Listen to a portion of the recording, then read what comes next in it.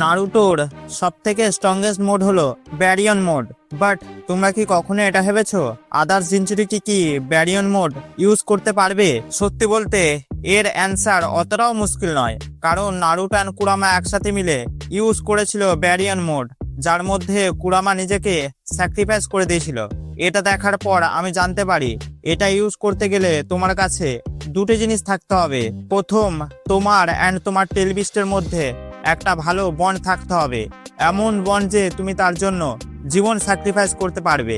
এই বন্ড সব জিনচুরিকির মধ্যে শুধু নারুটো অ্যান্ড কিলার বিয়ের ছিল, বাকি লোক এত বড় স্যাক্রিফাইস করতেই পারবে না।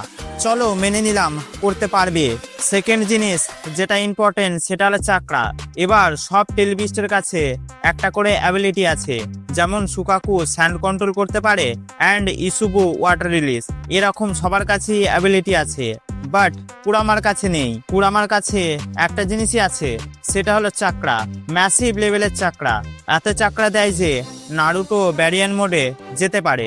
বাকি টেলবিস্টের কাছে অতটাও চাকরা নেই যে তার জিনচুরিকি ব্যারিয়ান মোড ইউজ করতে পারবে।